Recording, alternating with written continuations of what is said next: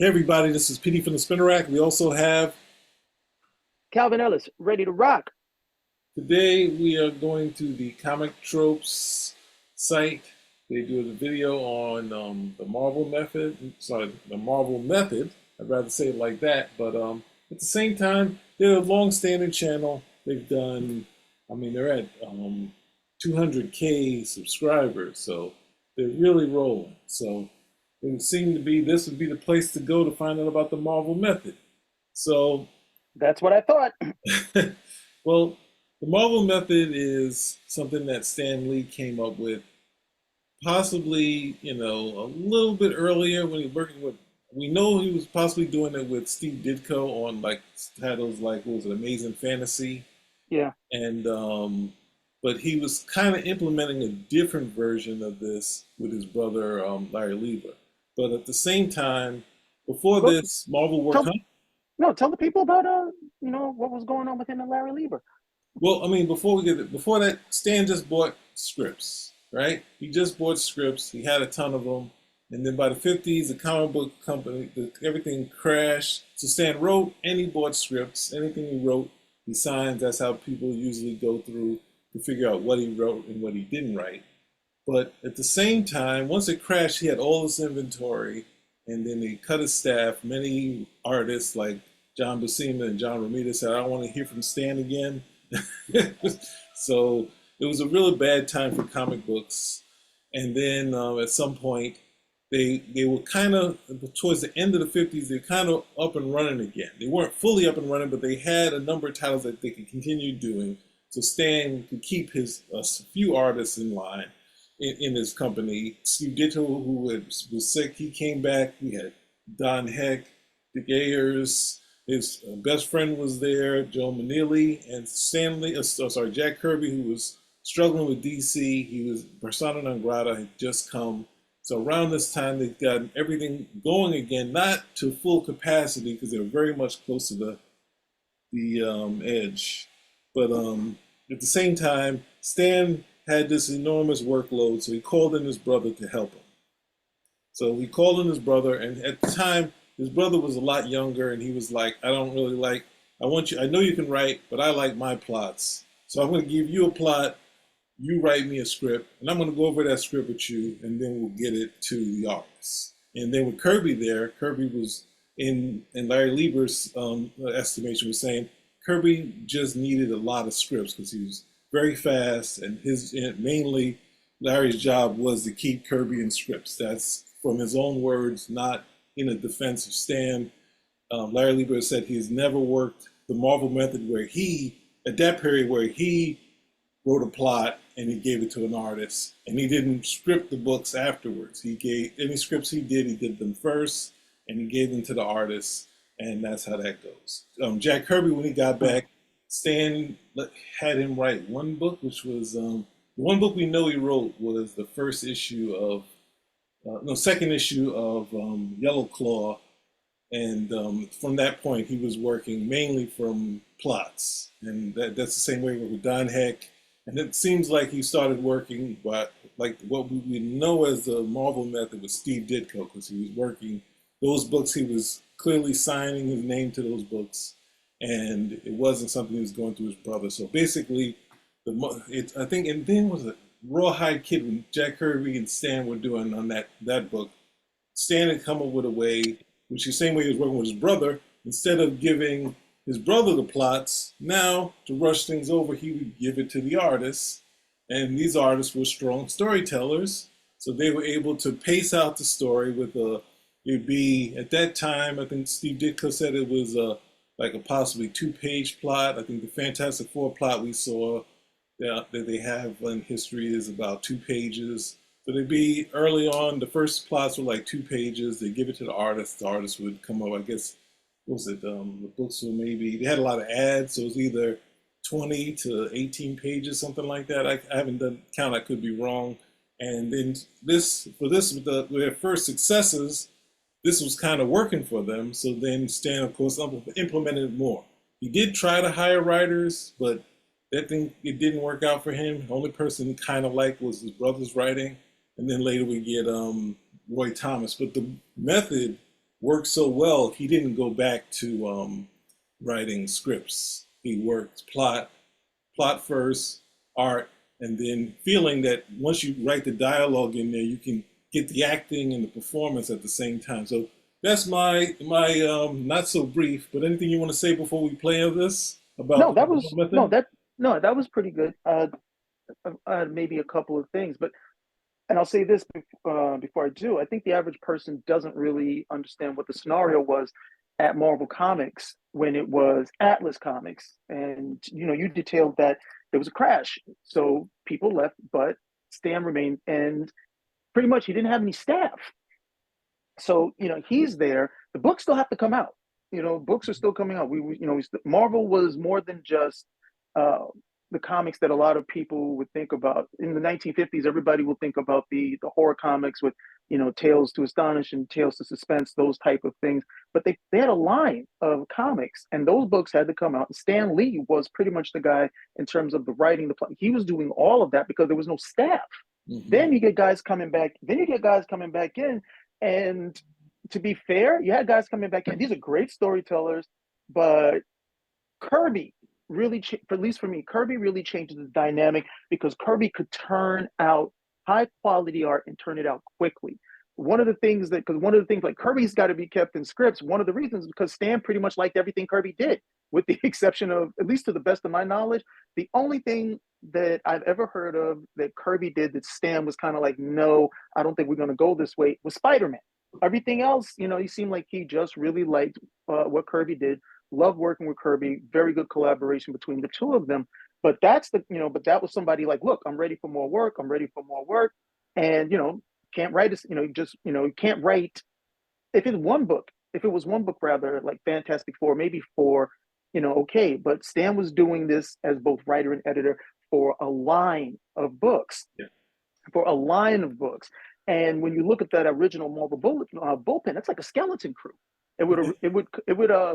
it would change into like a factory system, if you will, where they were just like getting the stuff out, because then it became the whole, well, we got to flood the market, that particular thing. But that original, okay, that original Marvel bullpen, those very very early days, was pretty much a skeleton crew of guys, and they were turning this stuff out, and it had to be done quickly. You had again a line of books that had to come out, and you didn't necessarily have, you didn't have enough guys. You didn't Yeah. have enough guys, but you had enough talent. That's the thing. You had enough talent, because if you take Stan Lee out, or you take Jack Kirby out, or you take any of those guys, we don't have it. So really, it's that core group at that time that made this Marvel method work. And it wasn't really implemented. I've never heard of it implemented anywhere else. Maybe one or two people might have used it at another company, but it specifically worked there because of the talent level that you had and the ability to collaborate with each other, but also because of what happened in the 1950s, because of that decimation of the staff and the books. But the books still have to come out. So that's something that I hope everybody goes into this understanding. This was not well, let's just do it this way. No, this was born out of necessity. Okay, in order for these books to come out, for us to still have what we have now, this was like, hey, we got to expedite this. But I got this talent. I can trust these guys to do such. I think with the one other thing I'll say, I think with the exception of Larry Lieber, well, I'll say this and then we get into it. Maybe with the exception of Larry Lieber, one of the things I did know with Stan Lee is like anybody who did some writing, he pretty much didn't like their writing, but it got published anyway. Yeah, that's the thing that Roy Thomas brought. But he didn't bring up that he didn't like it. He obviously he liked what the initial stuff he saw from Roy, but then seeing it implemented on a comic book and not on a test, he kind of was doing all this extra editing on it. And then Saul Brodsky was like, you hired this guy, like, are you gonna let him write the stuff? And he was like, all right, I'll just edit the first page and the last page. If I'm okay with what's on the first page and the last page, I'll let this go. So that's different from what a lot of people saying, where they basically looked at it as Stan did nothing. He just came in there. You had him, other people. All they did was fill the balloons with no thought. It was Uh, already late. The dialogue is half there from the artist, and it was done. So it was yeah, over. So, Yeah, this is Mark, hmm? Stan Lee is not just the writer; he's the editor. He's the editor for all the books. This is something I think escapes a lot of people. He's the editor for all the books. I mean, there was something I learned. I mean, we're talking about this. We've talked about this several times, but something I learned from you is that if we look at that original Iron Man, where he's in the gray and he has like a kilt on, that type of stuff, and we see how that design goes, that's directed from Stan because he's reading the mail and he's looking at the sales and he's like, okay, we got something here, but it's not quite there. Tinker around, make these changes. Okay, and that's where we get. That's not from co-plotting. Okay, that's when somebody look. Let's he's still got to look at numbers. Okay, he's reading mail. Like, okay, what do we do? Okay, fine. So that is part of his function as well.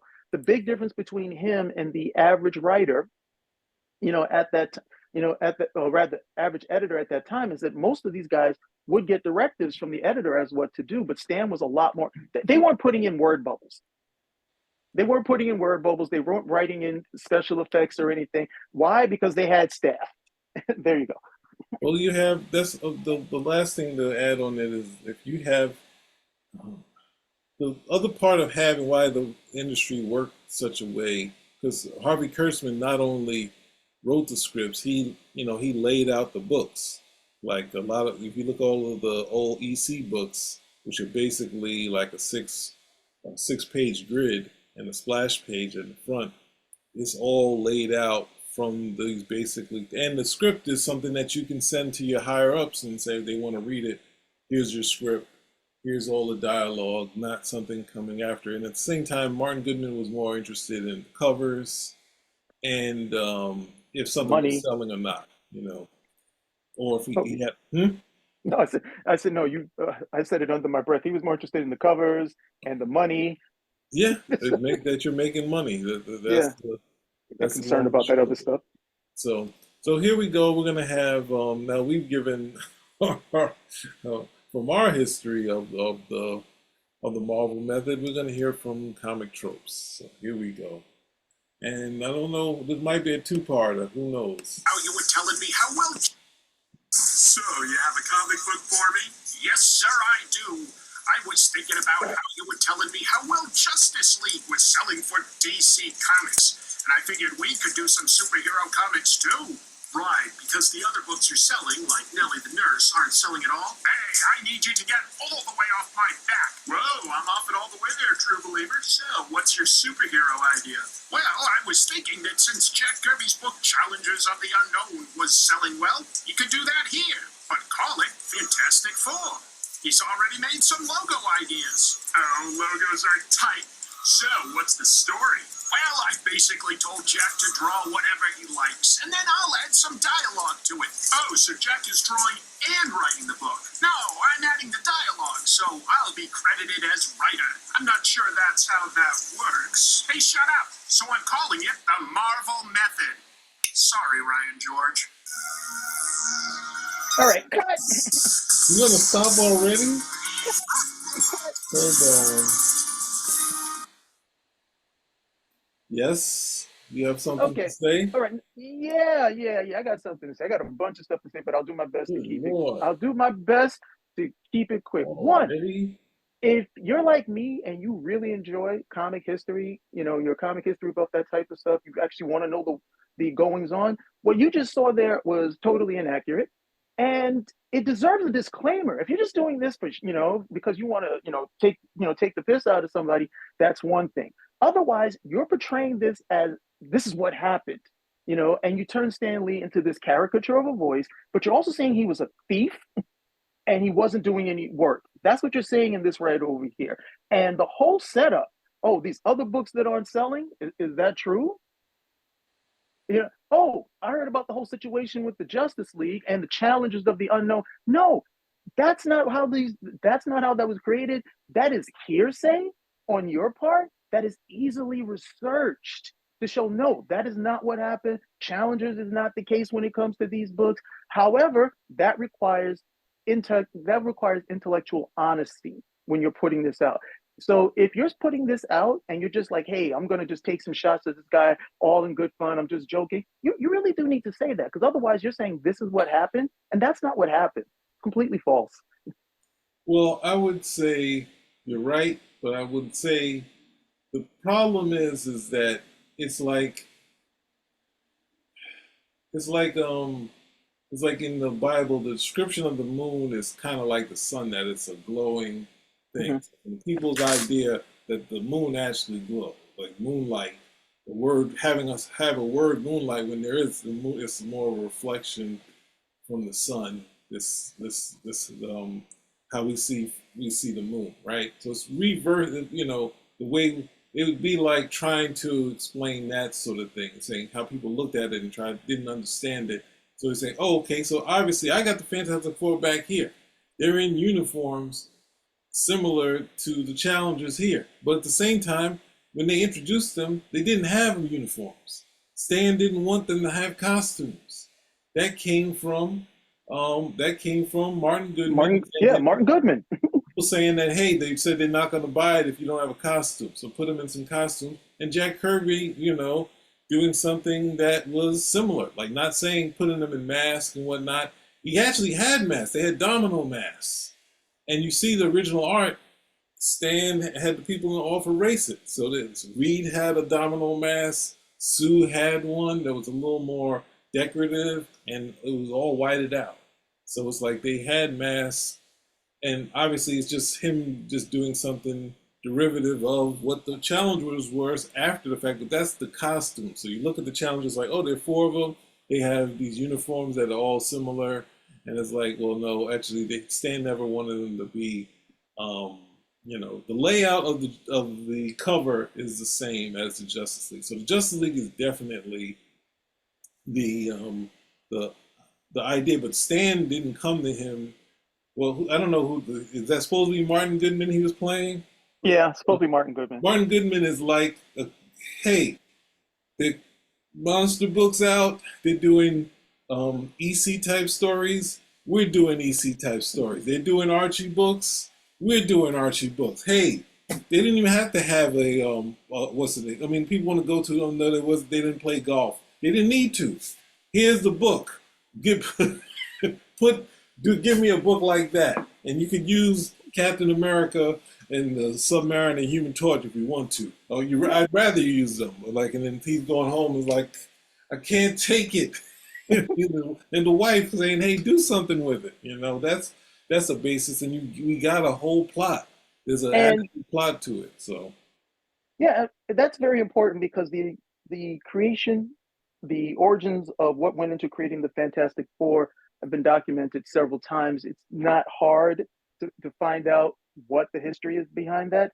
And so when you do a video like this, it really makes me curious. Okay, what's the point of this video again? Are we supposed to be learning about the Marvel method, or you just decided you want to take shots for whatever your particular reasons are?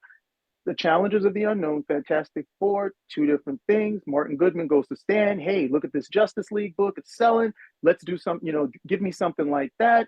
We know about the conversation he had. Well, again, if you're familiar with the history, we know about the conversation he had with his wife. But the biggest thing is, and again, this is of historical record, people look at the characterization of the Fantastic Four, okay, and they say, this is no, it's completely different than what was being done in comics or had been done in comics.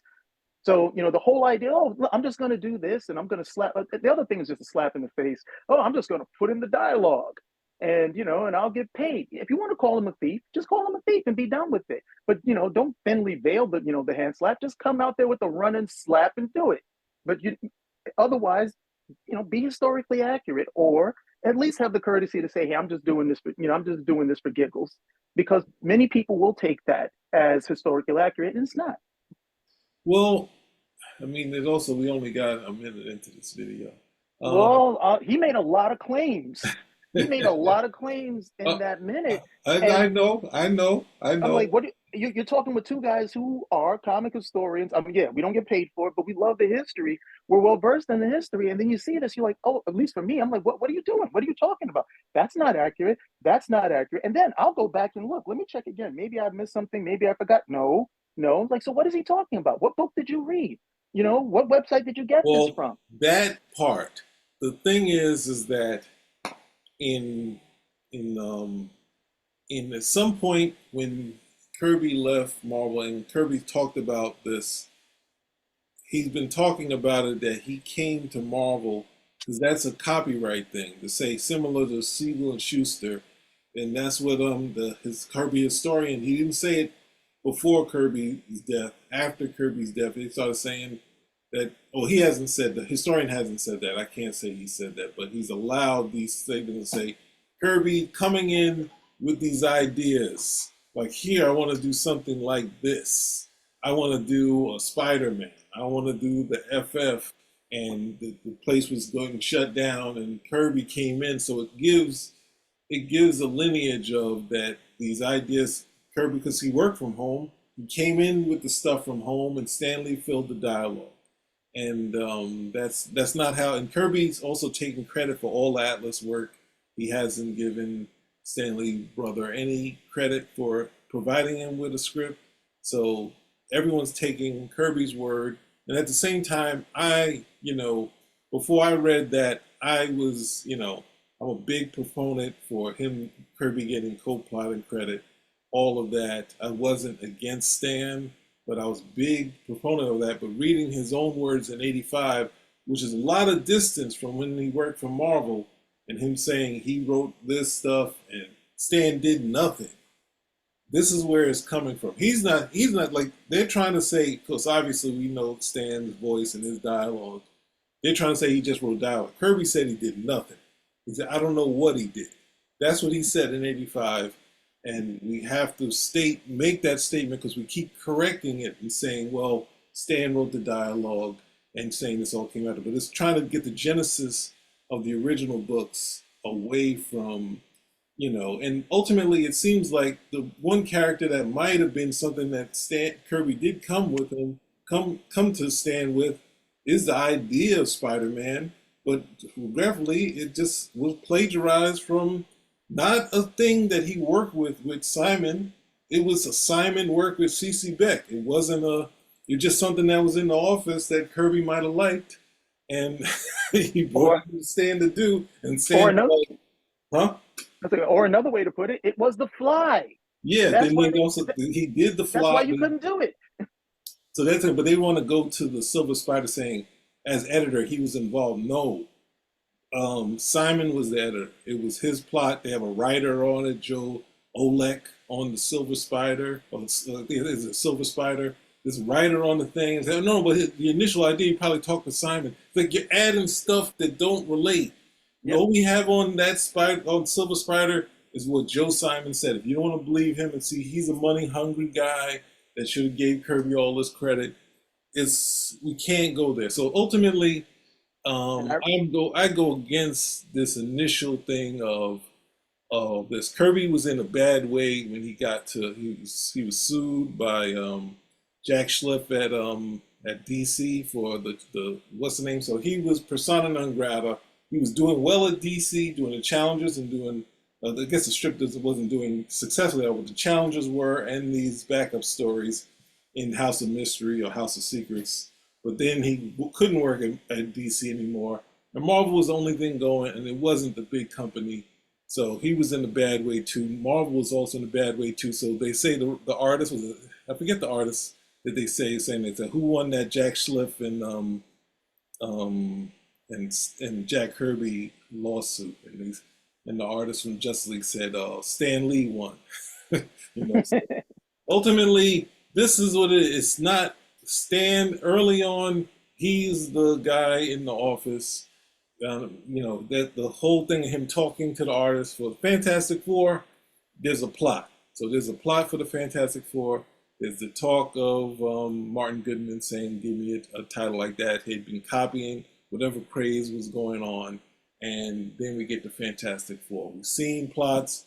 Kirby Historian has seen plots. And the Kirby Historian also said that whether they be a couple paragraphs or whatever it is, 2 pages, like who's the name? Steve Ditko said the plots were like 2 pages. Kirby kept all of them, and for some reason he used to say Mark Evans used to say that I saw the plot for Avengers that Kirby kept all of the plots that Stan ever did, and he saw the plot for Avengers 4.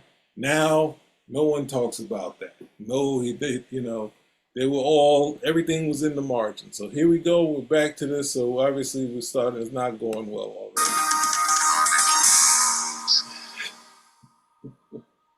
Hello, welcome to Comic Tropes. I'm your host, Chris. When comic books first came out, they were designed to be fast and cheap, and to that end, they followed the assembly line process that Henry Ford had popularized with the Model T car. In other words, they had tasks broken up and delegated: writer, penciler, inker, colorist, letterer, editor, and so on. And yeah, sometimes some of those tasks overlapped.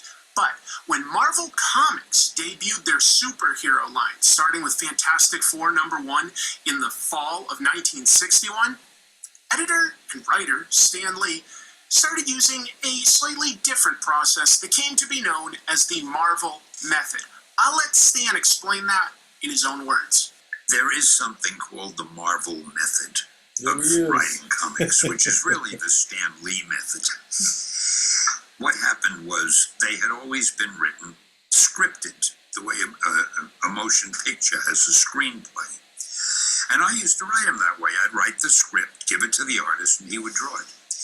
But by the time we were doing Spider-Man and the Hulk and the Fantastic Four and Iron Man and Daredevil and Thor, I didn't even mention the X-Men and the X-Men.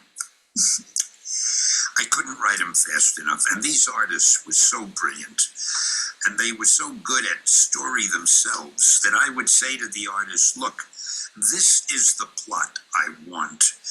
And I would either tell them in a few words what the story was, or I would write an outline on a page or 2 pages or a few paragraphs.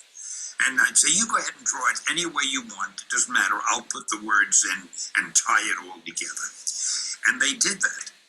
And it worked out beautifully because the artist wasn't handicapped by or inhibited by my descriptions. The artist could tell the story visually any way he wanted. And once I got the pages back and I was looking at the drawings, it was so easy for me to pinpoint the dialogue and make it exactly fit the expression on the character's face and so forth. And I loved working that way. And I was the guy who put in all the sound effects. I would letter them in. And I had a way of working. If the illustration was... See, a writer has a lot of freedom. If the illustration was very beautiful, I put very little or no dialogue in because I wanted the illustration to show. If we had an area where you had a few panels that not much was going on and they weren't that interesting, I put in as much dialogue as I could and sound effects, and I spaced. See, I laid out the balloons too. I would put the balloons in such a way that they seemed to be part of the design and they made the panel look more interesting than it was. So working that way, it became known as the Marvel Method. Today, I want to talk about what the artists who used the Marvel Method thought about it. And it isn't a discussion of who created which character, even though that discussion overlaps. Instead, I just want to look at the different opinions, because some artists, like John Romita, John Buscema, they have said that they quite liked it. And others, like Wallace Wood, Steve Ditko, Jack Kirby, they ended up being so annoyed by it that they actually quit. So there's a lot of different opinions. Let's all jump together to the silver age of comics. Yes. Is that accurate? Jack Kirby left because of the Marvel Method? But I want to say that when Stan talks about the lettering, he's talking about the art direction of the lettering.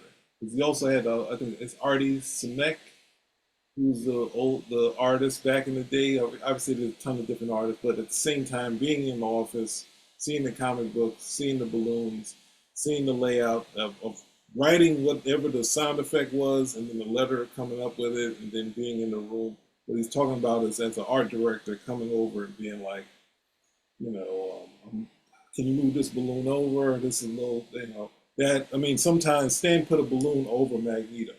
So it was not nothing extra interesting, but he had a lot of dialogue. So there was one balloon that was over listening. So it was still the rush job, but obviously over time, it gets better. And the thing once the letterer Sal Brodsky, they know what Stan wants, then he didn't have to always do that. But he was early on that type of stuff, the layout of the covers, that sort of thing. Being I don't like this element, and having the artist kind of do sketches, and that's a process that no one knows about. That a lot of great covers were done from sketches.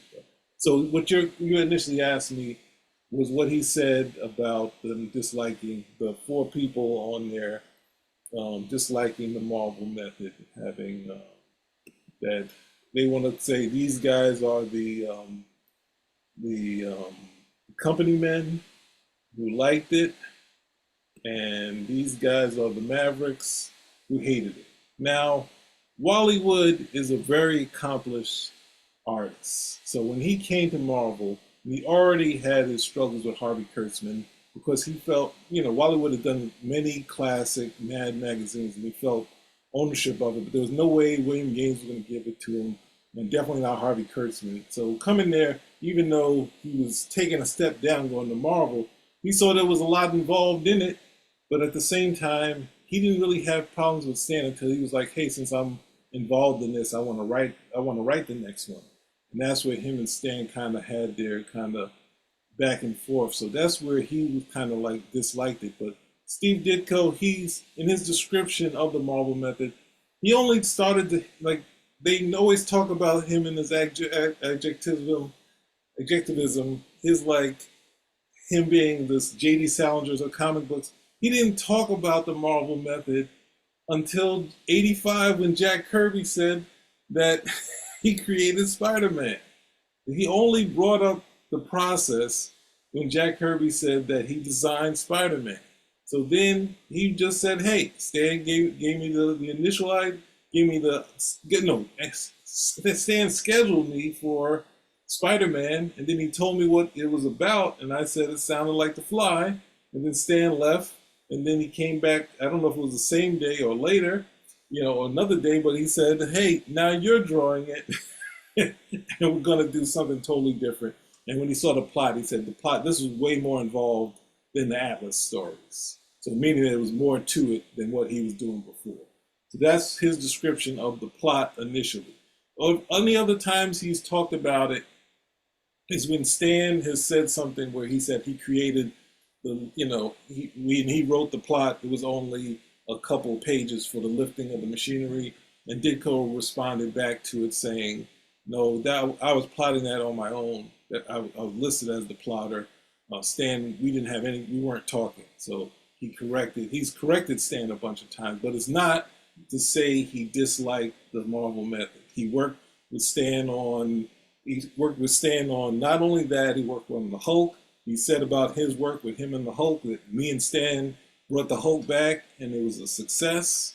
He's talked about Doctor Strange, where he felt Stan was struggling with Doctor Strange, and then he put other writers on it. He said he went to Stan and said, hey, Stan, you should let me plot it. If you're not, you shouldn't put these guys on it.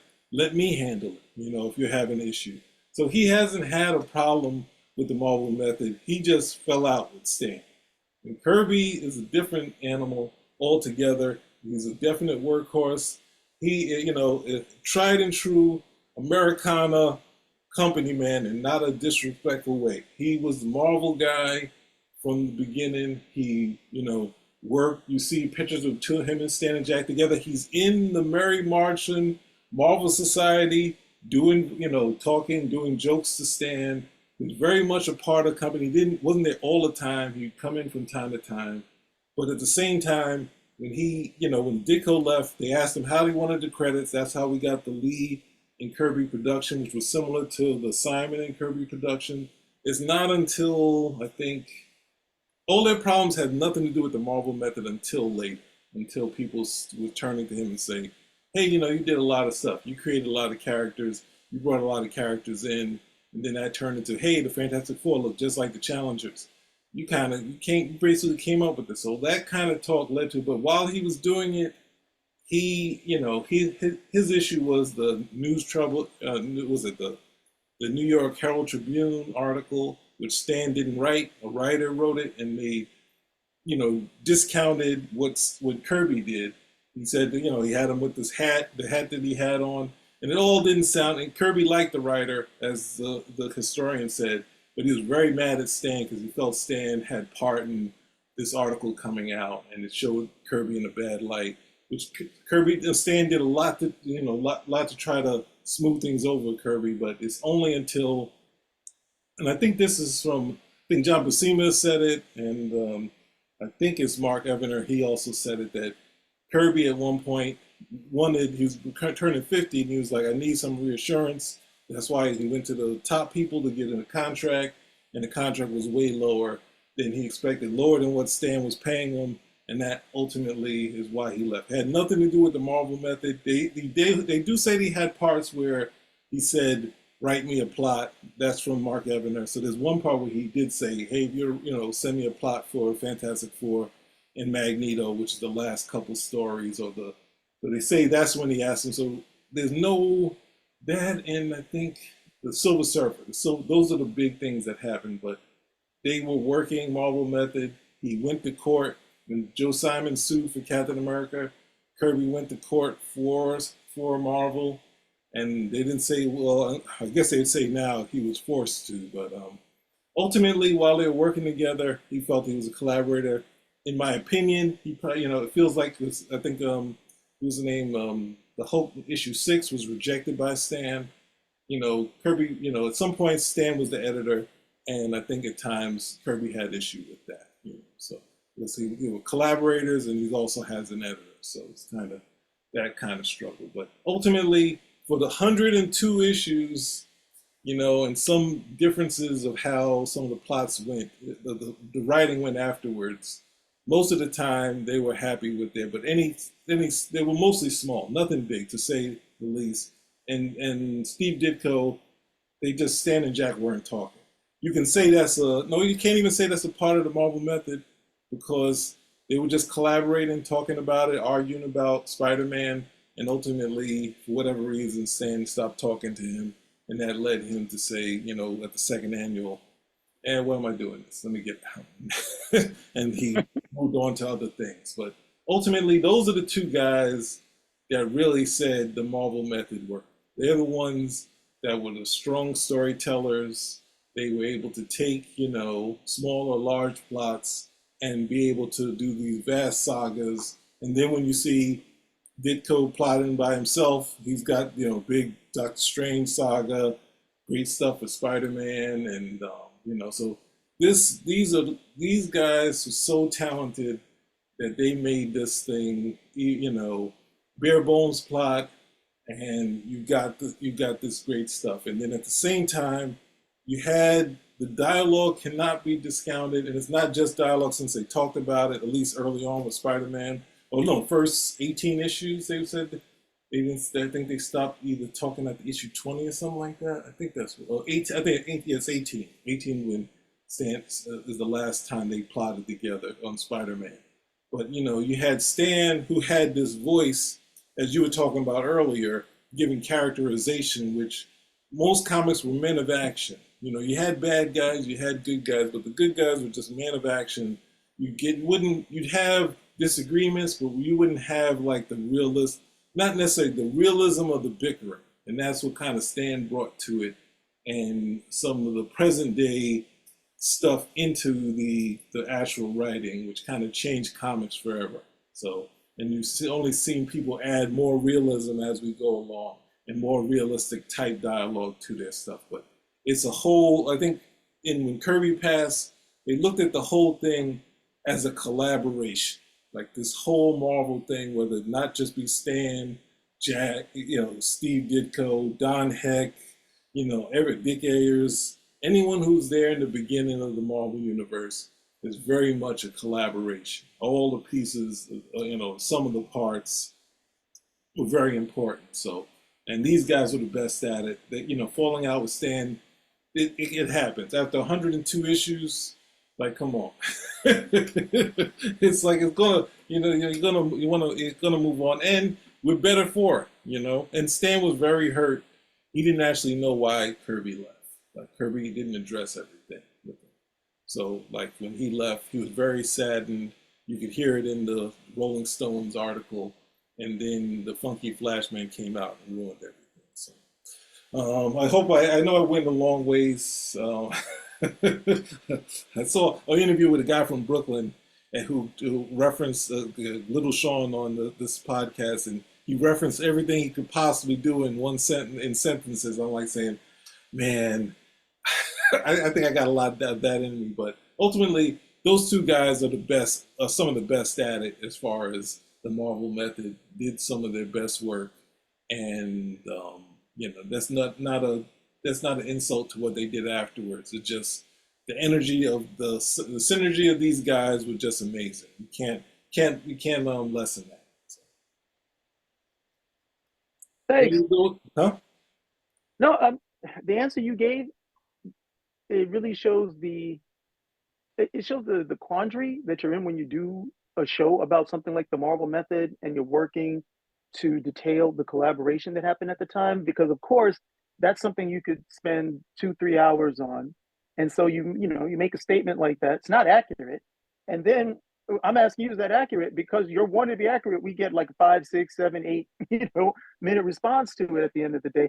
But if you're going to do it, that's what you need to do. Otherwise, Yeah. what are you telling the audience? Well, I Because even forgot that this Iron Man too. He got when like we were talking about costume change.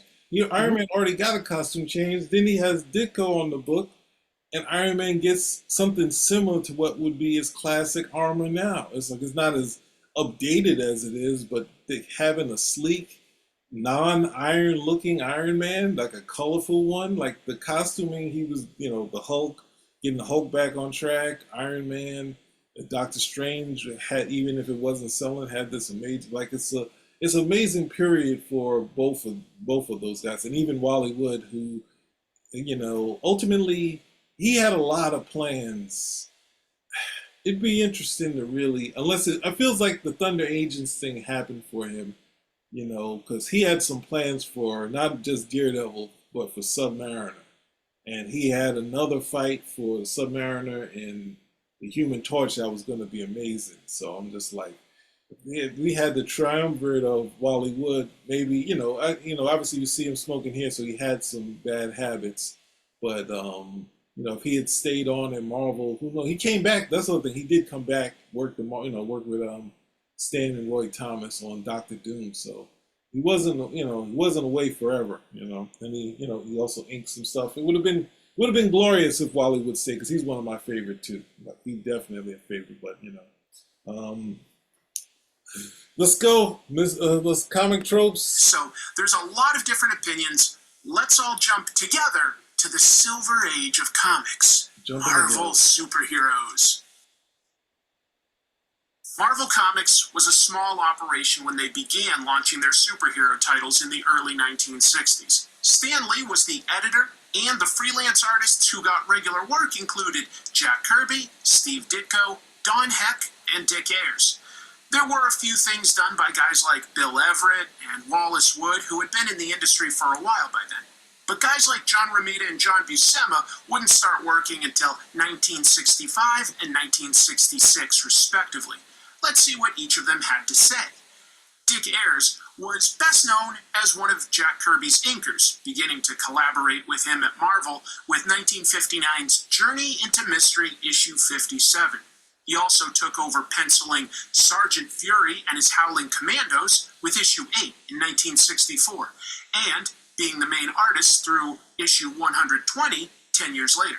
According to writer Barry Pearls, Dick Ayers told him he liked the freedom of the Marvel method because, quote, it would allow him to properly pace the story and not be glued to what a writer had written, end quote. However, it is worth noting that in the Dick Ayers story, an autobiography by Ayers made in 2005, he shares this comic about working with the Marvel method, saying to his wife, it's great to be penciling again, and telling the story from Stan's synopsis. He just dictates to me over the telephone, and I immediately write the page sequence I'm going to tell his story in the number of pages he tells me. It feels like I'm co-writing the story. I'm drawing the art with margin notes to show him where my drawings are in his plot. And you're not paid. I think I'm learning to write. You should be paid. You ask him. Stan, I think I should be paid for co-writing your stories. You don't even give me credit. You just sign your name as writer. My oh my, you do have an ego. Okay, I'll add a couple of bucks to your page rate, but not your name as a writer. Based on this short story, I take it that Dick Ayers felt that he was owed at least some money co-writing the stories that he was drawing.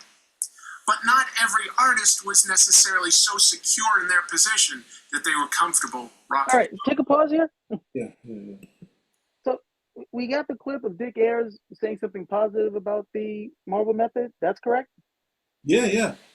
And then we have the graphic novel that details his life. The Dick Ayers story. All right. So in research, we call that a contradiction. You're supposed to resolve the contradiction, not take a side and not take a slant to it. Yeah. He says one thing here and he says something else. And mind you, this is a graphic novel about his life. Okay, graphic novel. You're not telling us if he wrote it or someone else did it. We have his own words. Okay, we have his own words. Then we have the graphic novel, and then he's coming to a conclusion to two. Like, no, dude, you're supposed to resolve. That's a contradiction. He's saying, hey, one thing, then he says something else. Okay, is there a third source? Is there some way? So, myself, like, okay, so what was it? Because those are two contradictory statements. Okay, not saying that he contradicted himself, but what you're giving me contradicts his positions or what you're presenting to be his positions on the Marvel method. But instead, it's just like, well, I guess he felt he was owed some money and so on and so forth. What, really? That's pretty much it? Like, no. What's the final thing here? So yeah, I do have a problem with that, especially since this is one page out of that graphic novel. You don't even show the second page to see if there was anything else that was said at the to see if there was anything else said at the end of the day. Okay, so we got a clip of him saying one thing, we got the page over here, and then we can just jump to a conclusion. That's just not how it's done. Well, I think someone else, was on the other side trying to take him to task because he had another moment before this portion where I need to read it again because a friend of mine used to read Dr. Wonder, and he was also talking about the illustrated history that would also be in there. And in the history, they'd have a moment where he took over doing the newspaper strip with Jack Kirby, and he was doing the same thing here. It's like Kirby's drawing less and less.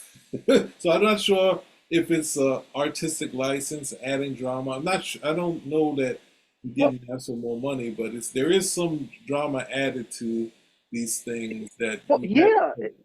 If you read the graphic novel with the Dick Ayers story, it starts off like that. He's like smashing his foot on a thing. He's like, I can't look at this picture. I can't draw looking at this picture. It starts off, it starts off like that. And somebody's coming in trying to calm him down, telling him, look, you're doing good work on Ghostwriter.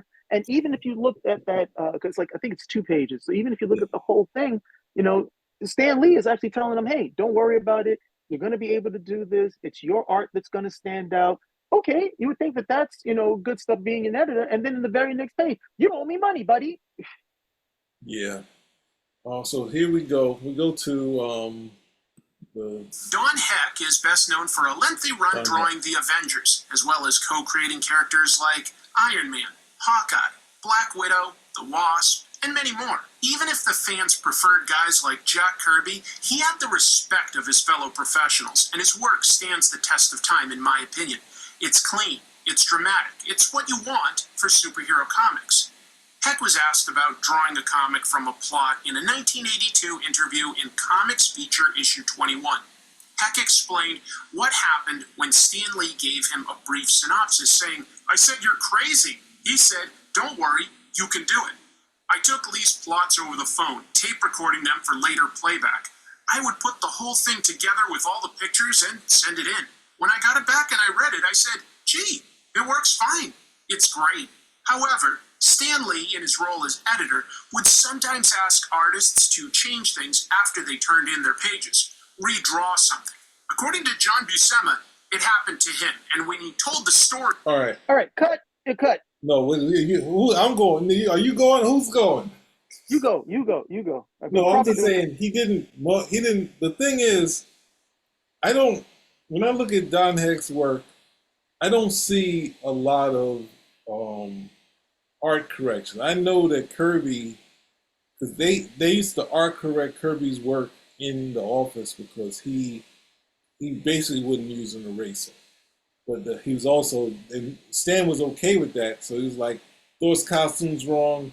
Somebody, the inker will clean up this stuff.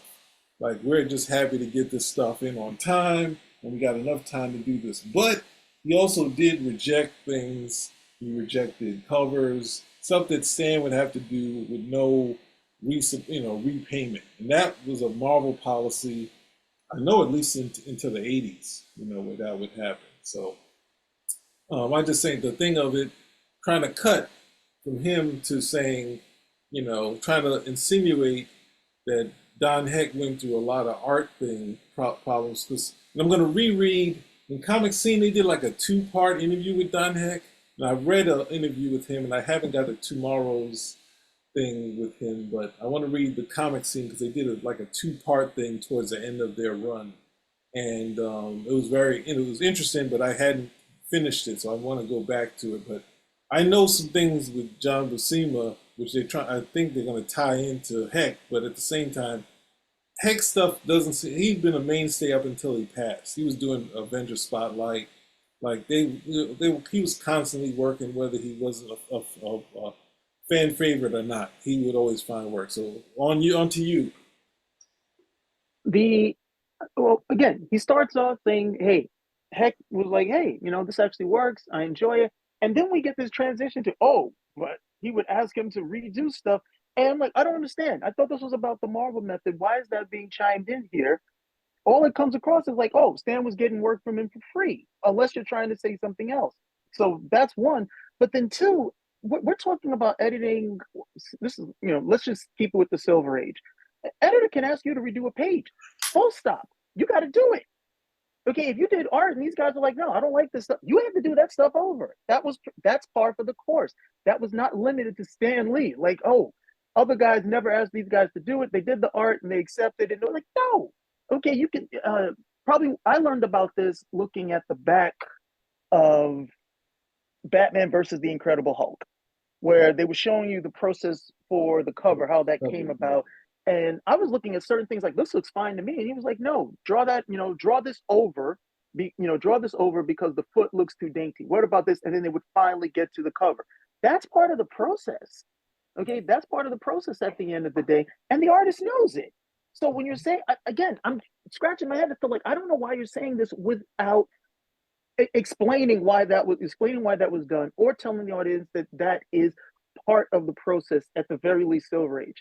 And these guys knew it. It was not like, okay, I drew 22 pages and now he's telling me throw the whole 22 pages out, do all 22. No, it's like, no. Okay, that would have been rare at the end of the day. But changes, yeah, change this, change that. Can you do so on and so forth, so on? So yeah, that was par for the course. That was Marvel. That was DC. Okay, that was pretty much any of the comic companies. So again, I'm at a loss as to why it's being stated without explaining why it was done, or that it was a common practice.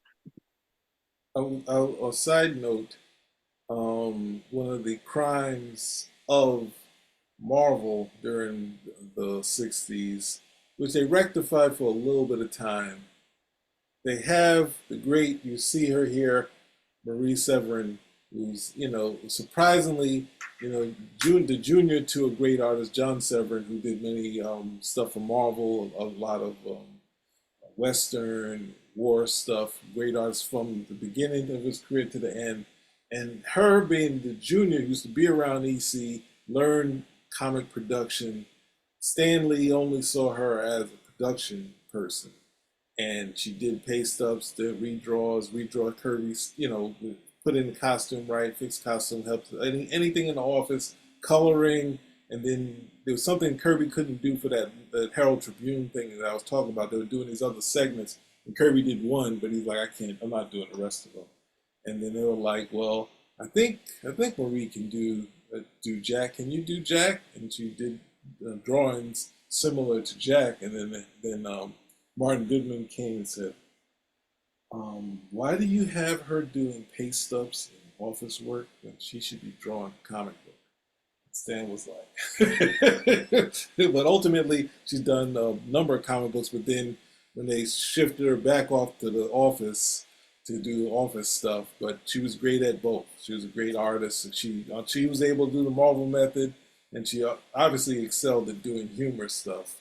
So you have another. I just want to mention another great person who just came off the, just basically she's not off the bench, but she's off the production line to doing the Marvel method and killing it. So he acted like he got these guys. These are top-notch artists. Like like John Buscema and John Romita struggle more with the Marvel method than Marie, than Wally Wood, Stan Lee, but John Romita and John Buscema might have done more than Kirby, because in the Marvel period, because after the Marvel, like what's it, from the '60s to the past almost the 2000 or something like that.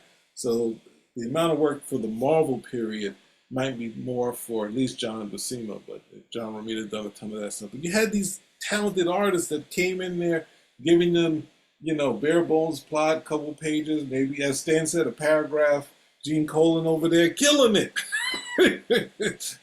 Let's not second guess these guys. Like, come on. About it happening to him, he in turn spoke about how Don Heck dealt with having to redraw stuff because of the Marvel method. Buscema told the story at the 2001 San Diego Comic-Con in a panel featuring Marvel bullpen artists. Buscema's story started when he discussed his famous issue of Silver Surfer. Okay, talking about Don Heck. Then he's saying he's telling a story about, Buscema talks about it in a story about what's his name. So I'd rather hear what he exactly said about Don Heck in this one, because I've read this story, and him talk about Don Heck, but only coming to, have Don Heck console him. Not, hey, how many books have you been, has he rejected? But yeah, look at this. Quote, this is a great Silver book. Surfer #4. Oh, you heard that story? You want to hear about that? If I tell you, it does not leave this room. Now, #4, I really enjoyed it. I thought it was one of the best jobs I'd ever done. Well, I went into Stan's office and he tore the book apart. I mean, it was an absolute disaster as far as he was concerned. All right, I want to add one other bit. When he brought in that issue 4, the people at Marvel were losing it at this period for his art. His Submariners, the Avengers, and then when they saw, everyone in the office saw that issue, they were like what? It's like you're going to another level. Buscema would say early on he was like kind of aping Kirby, but he was like saying, I'm throwing that out for this new stuff, and everyone was wild. But then when Stan brought in the room, I'll just add, Stan said, I know what those other guys said, but we got to talk about this issue. So here we go. Concerned, he tore page after page after page and said, you shouldn't have done this and you shouldn't have done that. I walked out of the office cross-eyed. I walked into John Romita's office and said, John, how do you do comics? I'm going to tell you something. A situation like that killed Don Heck's career. He was demoralized because editors were on his back. He'd come to me practically in tears and ask me, John, what can I do to satisfy these guys? And Don was a talented guy who's so great. It destroyed some people, but it didn't destroy me. I said, if I can't work with Stan, I'll go somewhere else. To hell with Stan. A sad story for Don. The poor guy died. Seriously now, All right, now, I have to listen to this one, because I know he talked about, I'll try to find this, to listen to this and backtrack at some point later. But when he said, when he said it in Comic Scene, he said that he went to Don Heck, and it was good to hear that him and Don Heck were, friends, not only peers, but friends. He went to Don Heck to be consoled and asked him, hey, how do you do comics? Here it says, it might be, it's been a long time, but I want to get more information on this because, Don Heck was such a mainstay at Marvel. I know people struggle with his work, but it always seemed like he was working at Marvel up until he passed. So I just want to add that in Yeah, I don't want to be didn't he die? melodramatic, but Didn't Don Heck die of lung Maria cancer? died. there. It's a possibility. I can't remember. No, Don Heck died of lung cancer. So I'm gonna think John Buscema's being figurative here. So but that's that's his story to tell. I think the bigger thing is that we start off with a story about Buscema with Silver Surfer #4, which is actually a pretty funny story because Buscema goes in with Silver Surfer #4. Stanley doesn't like it. He's like, I don't like this, I don't like that. But what was the end result? It got published. Well, It that's got, it yeah. got published, and then years later, Stan's like, wow, that was a really good issue, and John Buscema's like, you hated it. He said that was the best thing we ever did. That's the best art ever. And he said, and that's what the moral of the story was. And it obviously affected Buscema, but Stan said that no, I couldn't have possibly said that. He said, so I say to a lot of freelancers, sometimes an editor just might just woke up on the wrong side of the bed, and they come in and they tear apart your thing, and the next that same guy is saying, that was brilliant. But yeah, I think the broken heart part.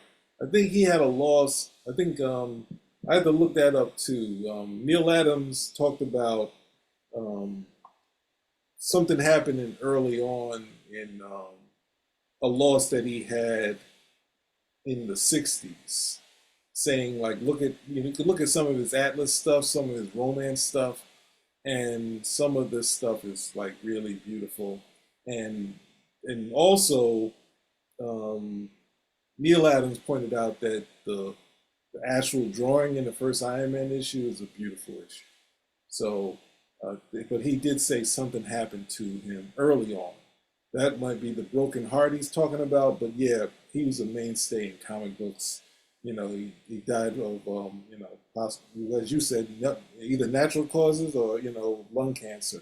But it wasn't, I think Mark Grunwald is the one they say who died of a broken heart when they kind of, Marvel went through all of its struggles and it took all he had, they turned Marvel into factions and he wasn't a managing editor anymore.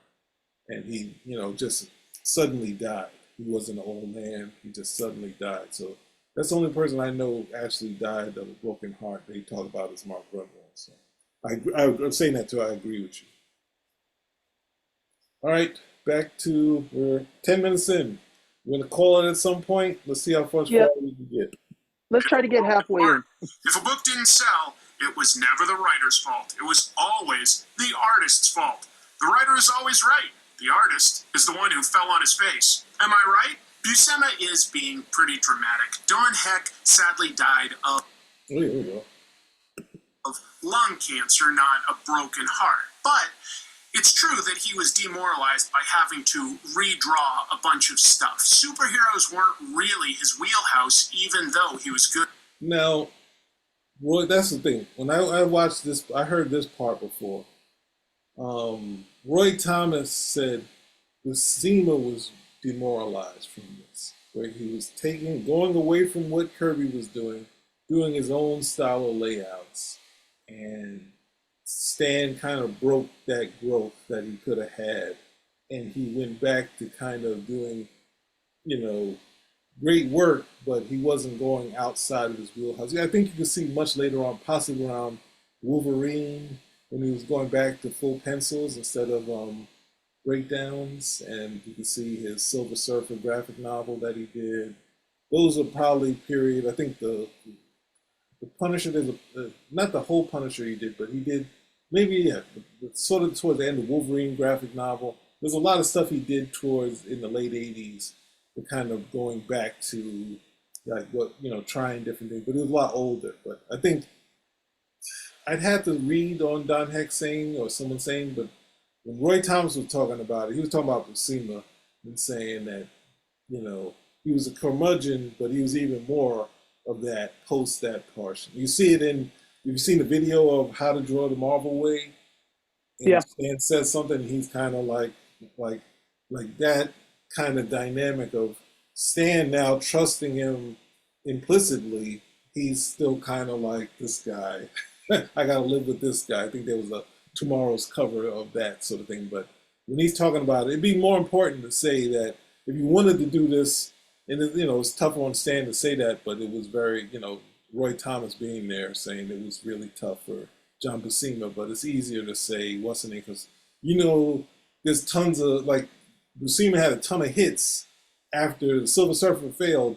When he got on the Fantastic Four sold more than it did at the point when Kirby was doing it. He went to Conan. Conan was a fan favorite. He went on that, selling more than when Barry Windsor Smith was doing it. So yeah, made Conan. And I gotta say, made that style he had for Conan. That's how many people remember Conan because he was there for so long. And with the superhero stuff, I don't think he was allowed to cut loose. But you could see some of the stuff that he wanted to do with Conan because it's the Hyborian age and the stuff that he had to draw. I mean, just some really beautiful artwork because it didn't have to be these guys, in outfits and certain poses, that type of stuff. I mean, his Conan was so distinctive and so definitive that now when they brought Conan back for the stint that he was at Marvel, nobody seemed to be able to draw like a sword and sandal type character, that sword and sorcery stuff at the end of the day. Just really, really good stuff. If you've never seen it, please have a look at it. Really good stuff. So, but I think I'd have to read on the thing because I haven't really gotten any information on Don Heck having. I just seen him go from Marvel to a ton of stuff at DC to back to Marvel, and then during a period where they would slip in artists, he was always kind of around. So I want to know more information, but the demoralized that they should have stuck with Buscema because I know that Roy Thomas has said that, but good at it. If you want to see Don maybe there's Heck a at his footnote. best, go back to a lot of his 1950s work on war, on horror. Just great stuff. Really, really shows how good Don Heck could be. But the industry at the time wanted superheroes, and Stan Lee specifically wanted his artists to draw as much like Jack Kirby as possible. Here we go. Stan Lee was a big fan of Jack Kirby, and in the early years of their This shot here is written and drawn by Jack Kirby, describing the process of the Marvel method. Right here is Kirby, even though writ large, a comedic version saying that they would be in office, which Flo Steinberg said she would hear all this crazy stuff of them interacting in stories, Stan getting on the table. Everyone talks about a story about Stan getting on the table. So this is the play of that, but at the same time, John Romita talking about in the car where they would be talking over stories and both just topping each other as they keep going. So this is a Kirby's estimation way into the collaboration of them doing this work together. collaborations. Again. Sorry. Stan was much more gracious about how much work Jack did in conceiving their stories. In a 1968 interview in the fanzine Castle of Frankenstein, Stan Lee explained the Marvel method and then elaborated, saying, quote, "Some artists, of course, need a more detailed plot than others. Some artists, such as Jack Kirby, need no plot at all. I'll just say to Jack, let's let the next..." What? What did you find wrong with that? It's this mocking voice of Stan Yeah, at the yeah. end of the day. It's just like, is it really necessary? Because you're not doing it with anybody else. I just don't get it. Sorry. Cool. next villain be Doctor Doom. Or I may not even say that. He may tell me. And then he goes home and he does it. He's so good at plots. I'm sure he's 1,000 times better than I. He just about makes up the plots for these stories. All I do is a little editing. Wow. Stan sure seems to have let it slip that Jack Kirby was coming up with the stories. Stan may not have even given No, him stop. sometimes. Cut.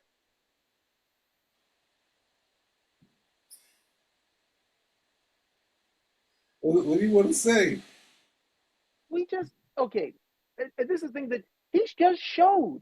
He just showed the opening page or the splash page for Jack Kirby detailing in his own words and his own art what the Marvel method was at the time, correct? And then it's like, did you read that? Because now he's saying, oh, looks like Stan let it slip. Did Kirby let it slip? Okay, no. At this point, it's just like, are you trying to tell viewers what the Marvel method was, or is this a hit job on Stan? Because at this point, I'm really, this just seems really, really slanted. Because you have right there all the evidence you need in terms of how Kirby himself, in real time, at the time it was being done, this is what he says the Marvel method was. He wrote it and he drew it. Stan comes over. Oh, Stan let something slip. Wait a second. This wasn't a secret. Okay. Not only wasn't it a secret, it was published.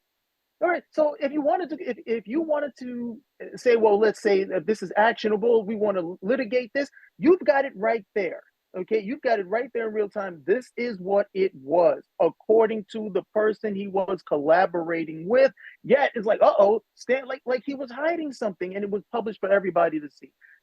It's disingenuous. It's disingenuous, and it really makes me question what was the purpose of this particular thing. Okay. Is this supposed to be for viewers what the Marvel method was, or is this one of many that have popped up over the last few years? Another hit job on Stan Lee.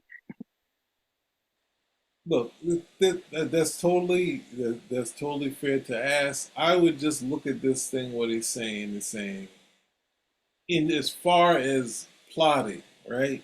So he's saying now he said that's where he wanted to stop, right? All I do is a little editing. So I may tell him he's gone too far in one direction or the other. Of course, I'll give him a plot, but we're both writers on these things. We're practically both writers on these things, meaning that it's not just all done. It's like you read the whole piece and saying that he's a part of the storytelling in this thing. And sometimes I don't give anything. Sometimes he comes to me with stories. He's not talking about across the board entirely all the time that it's like, hey, he just comes in, he came with the Fantastic Four. Came in with this, all I did was a little editing. That's taking English and just throwing it out. He's like talking about here, and if you go before that, he says he's explaining the Marvel method, and he points out. And he's talking about Jack Kirby. Yes. Okay, this is not every artist. This is Jack Kirby, and historically, we know what a powerhouse Jack Kirby was when it came to art and his storytelling through art. And if you want to see what his storytelling was when it was just him, you can look at what he did with his Fourth World comics, and you can come to your own conclusions with that. You can look at the stuff he did collaborating with Stan Lee, and then you can look at the stuff he did where it was him, 100% Fourth World comic, and then you can come to your own conclusions as to it, as I was able to do.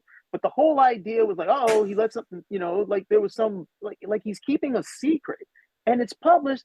That right over there is not good at all. Especially because again, it makes me question, why are you putting this out here? It really does make me question it. Well, this is the thing. Stan Lee is describing what it's like to give a plot to somebody. And at this point in the Marvel, him working with Jack Kirby, everything is a Stan and Jack production, or Lee and Kirby production. It's not the early stage, but we're taking this and saying it slipped, and it's like, no, he's talking about the idea of plotting with Kirby. They're different. At times he comes up with stories. Sometimes he doesn't need a plot at all. Sometimes I just tell him, giving you the answer, saying it's hard. Some artists need me to write everything out or tell them the whole thing. Jack doesn't need much of anything, and and he said, I'll give him a public person. But he's talking about this period right now in '66, and at the other side of it, this is after the Herald Tribune article, where Kirby's like, hey, we're Stan Jack production, and this guy turned me into a guy taking dictation. Now, the writer in there, this is not a defense of him. He said Stan Lee has an ESP session with his artists. And this is Jack Kirby, mainstay. And Jack can say, great. And he leaves. And that's what he took offense to. But Stan and seeing Kirby taking offense to it, now he's going to people and saying, "Hey, this guy's a major part of the storytelling." At this time, the process of working out the plot portion, whether it should have not been, it hadn't been. They, at this point, the person putting the dialogue in, would still be considered a writer, right? So this is what it is. So they're making this big deal over this thing, and because Kirby felt that Stan Lee slipped, and when he said this, it's not a slip. He didn't, he didn't know that Kirby would get upset about the Herald Tribune artist. He didn't know that Kirby would think this was a slip. He thought this is showcasing his artist and telling them that they're collaborators. It's a Stan Lee Kirby production on everything post. I can't even remember when it started.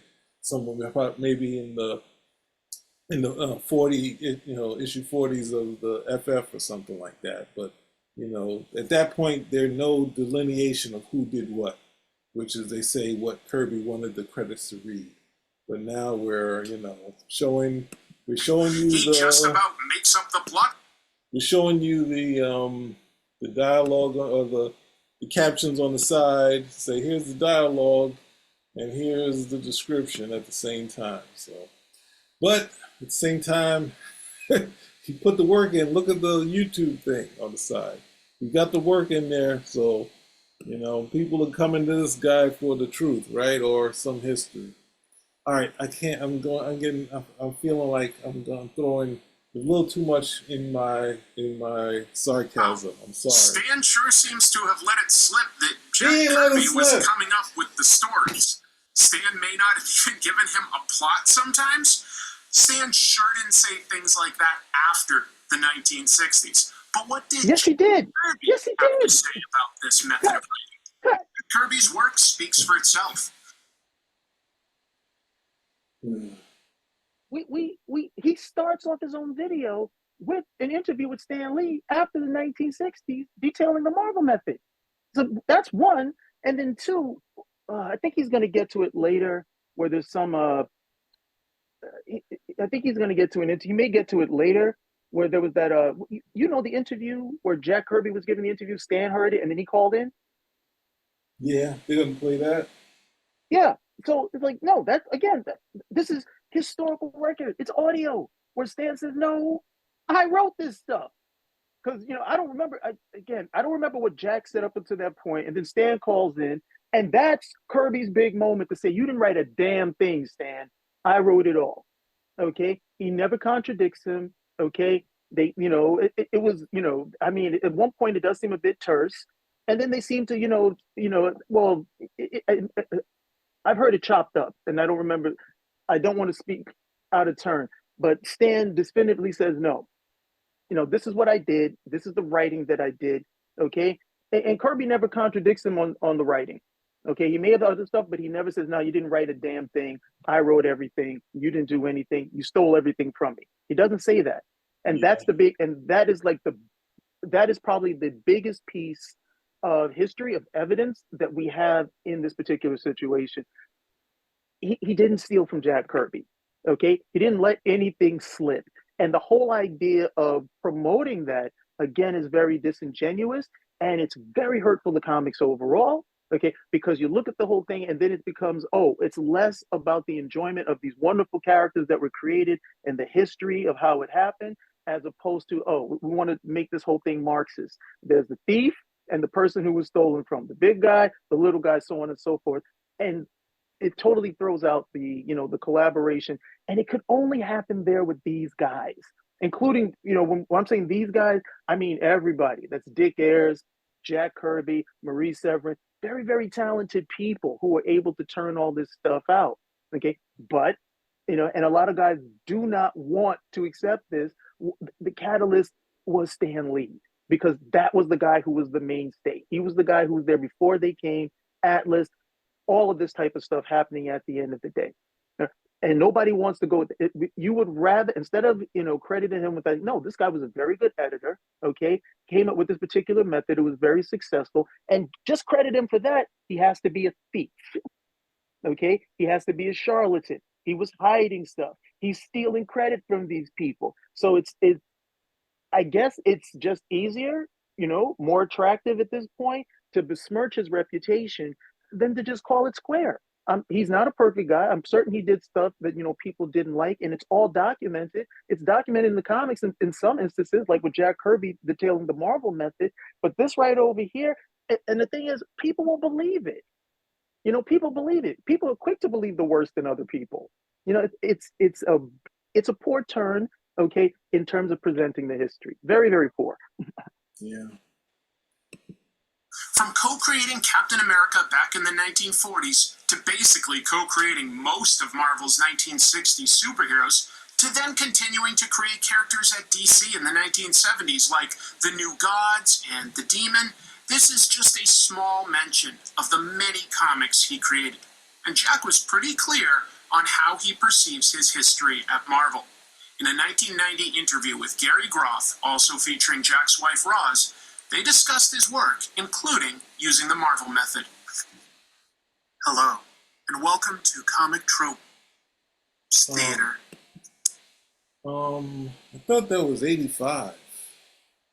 I mean, I think at that stage of the game, I believe. I think I need to see. Yeah, I'll let it go. Tonight, myself and the Comic Tropes players will be performing an excerpt from a 1990 interview with and Linkara performing the role of Roz Kirby, although I have told him that he is performing the role of Jack Kirby. Let's begin. Can you explain how it worked? I think according to Stan, he would give you a plot, you would draw it, and he would write it. Now, would you dispute? Stan would say that he needs the story, and I think they talked 2 minutes on the phone, and then Jack would go off and write the story on the side of the art. Stan didn't know what the heck the stories were about. I've seen original art with words written on the sides of the pages. That would be my dialogue. You would talk to Stan on the phone. What was a typical conversation like when you were plotting the Fantastic Four? What would he say, and what would you say? On the Fantastic Four, I'd tell him what I was going to do, what the story was going to be, and I'd bring it in. That's all. Stan Lee would always say, great. That's all Stan Lee would say. Great. Did he ever have criticisms of your storylines? Would he ever say, I think you should go in a different direction or anything like that? No. He took them verbatim. If Stan Lee had ever done that, I'd be over in DC in about 5 minutes. Wait a second. These are Roz Kirby's lines. Comic Tropes prank. Comic Tropes prank. I really don't think there's anything more that needs to be said. Jack Kirby was always clear about saying he created the stories, the names, and left notes in the margins to guide the dialogue phase. All right. Is he really gonna? Go ahead. He's definitely right on the year. He's definitely right. I was wrong on the year. I thought this interview happened before the Happy Birthday Jack Kirby. It seems like it's not directly; those two things are not directly related. How Stan came to talk about the different stuff, but the thing is that at this point, when I read this and I got it. When did I get this? I guess when eBay started, I was able to order this, and it was really shocking. It was shocking for me, with time saying, I wish, since they had plotting credit, that instead of having the Lee Kirby thing, have it say, co-plotted by Jack Kirby. But then to read Kirby say that he just came up with the stories, no delineation of what stories, that he came with all the stories, brought it in to Stan. Stan said great. And they're not pointing here. Kirby said in that same interview, Stan didn't do anything. I didn't see Stan do anything. He said, well, he did write stuff, but no, maybe it was a ghostwriter. Like, he didn't say ghostwriter, but he maybe had someone in the office do it, but I didn't see Stan do anything. And I was just like, it was just a shock. He said that he did all of the, well, first, before, I want to say this, you can go next, I'm going to go after this. I'll go after and say whatever I said. But he said this, right? He said he wrote all of the stuff that was in the Atlas books, all of that. Did the first issue of Iron Man, did the first issue of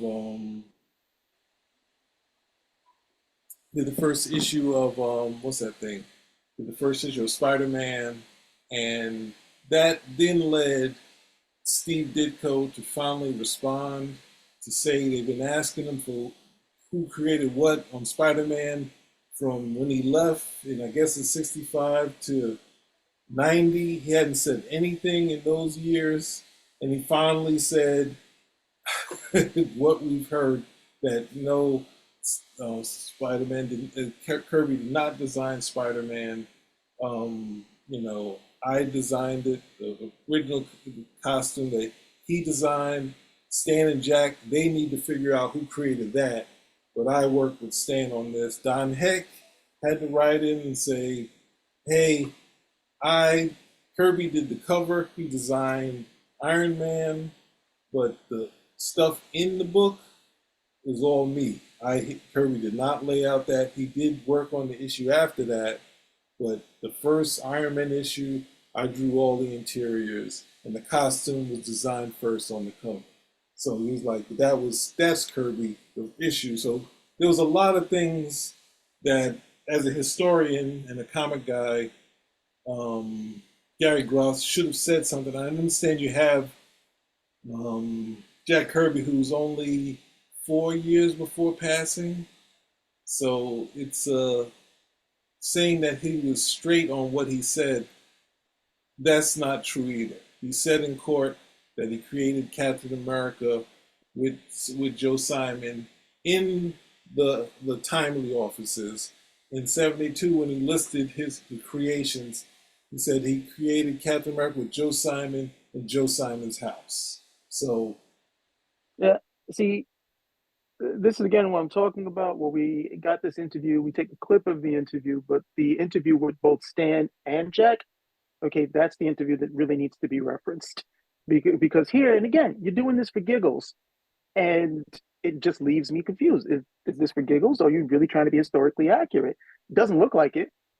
When you got your one of your day players over here, and they're supposed to be reading Roz's part. Okay, all fun, all fun aside. And again, the audience that he's reaching out to definitely enjoys it. You can see the numbers, but for me, somebody who enjoys comic history, I'm looking at this. I'm like, well, wait a second. This is definitely one piece taken out. I don't know anything else, but I do know in the definitive interview where all of this stuff, gets the opportunity to be spoken. This isn't what Jack Kirby said. And then I think you already said too that Jack Kirby did contradict himself as time went on. And when I'm saying that he contradicted himself, I'm not saying that he's lying or being disingenuous, but closer to what you said, that his memory of the events isn't as clear as it might have been. And that's also because they were collaborating.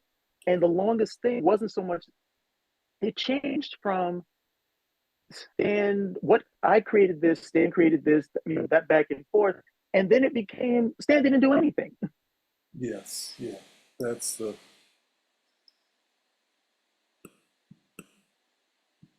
It's a distinct. Hello? Yeah, hello? Yeah, something happened. You said Sam didn't do anything, and then it stopped. What do you want me to do? Oh, no, okay. So I think I got that. So, was there anything else you wanted to say? I'm sorry that this comes so abruptly. No. That's what. Obviously, we're gonna have to come back to this. So We come on definitely back. have to come back to this. Come on back for part two. Good Lord, this is our first part two on one of these things. Good Lord, an hour and a half. We're gonna have to break up this one before we get to the part two. It'll be a part three. All right. Well, hey, he gave us a lot to work with. All right. Spin the rack. We're out. Out.